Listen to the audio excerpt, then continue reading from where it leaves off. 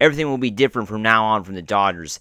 This is their year. This is the year they win the World Series. Hey, this is Mike Nelson of Dodgers Digest. Make sure to subscribe to the channel. 5% you have already subscribed. I want to thank those that have already hit the subscribe button.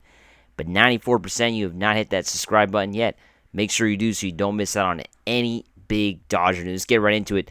The Dodgers are completely on fire, as we know. They've now won 5 in a row, defeating the Brewers tonight, 7-2, a big win for the LA Dodgers on the road. Like we talked about on the show going into this series, this was going to be a crucial series for the team as they tried to, develop a space, gain some ground, and pass up the Brewers. Right, that's kind of the whole point of this series, and that's exactly what they're doing. They're making it tougher and tougher for the Brewers. The Brewers are now 3 back of the Dodgers, with of course 2 less games played. But with this win, this is kind of what the Dodgers wanted to do. They wanted to find a way to start winning the games early. It's a 4-game set. Winning the first 2 games really puts a lot of pressure on the Brewers.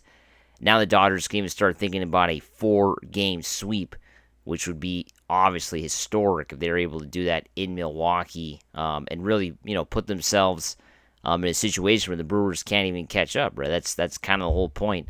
And the Dodgers at this point, they're doing everything. Shohei Ohtani once again gets a home run. 37 home runs. I mean, this is crazy. Who expected this? Who expected Shohei Ohtani to, have this sort of hitting season? I don't think anybody did. And nobody expected Shohei Ohtani to be, taking the league by storm, and really, showing that he's probably the best, hitter of his generation. He might be. I mean, this guy might even eventually, surpass, not statistically, of course, but he's going to be up there with Mike Trout. That's how good Shohei Ohtani is. For a while, Mike Trout was the top player in baseball, but now Shohei Ohtani is kind of, passing him up. Especially with the recent injuries of Mike Trout. He's no longer, not even a top 5 player. As we speak right now, statistically, of course, skill wise, Mike Trout is going to be up there, but Shohei Ohtani has taken that spot. He has taken the reign from Trout, and he is the top player in the game. And once again tonight against the Brewers, he proved that again. 37 home runs. Just a great performance, to say the least, from Shohei Ohtani, who continues to just amaze everybody. And, the Dodgers were led by home runs today. Gavin Lux, Andy Pajes, Will Smith, everybody was contributing tonight. It was a team effort, which is exactly what you want to see with your team. You want to see team efforts. You want to see your team. You want to see everybody contribute, and that's exactly what the Dodgers did tonight. Everybody, kind of gave their piece. Everybody kind of contributed. It's kind of like when you watch a basketball game, right? One guy's gonna get 20 points or 30 points, but if everybody else can kind of give their 5-10 points, that's what eventually leads to a win. And that's what the Dodgers did today. 4 home runs as a team, which is what you want to see for sure. You want to see 4 home runs on the road. If you do that, you should win the ball game. That's exactly what the Dodgers did tonight. The Brewers are never in this game from the get-go, right? They never really had a shot. They got some runners on early on Gavin Stone. I believe it was the first or second inning after Will Smith hit that home run to give the Dodgers the 1-0 lead. But Gavin Stone was able to get through with no issues at all. Right, there was basically no problems for Gavin Stone. After that he had a smooth game, to say the least.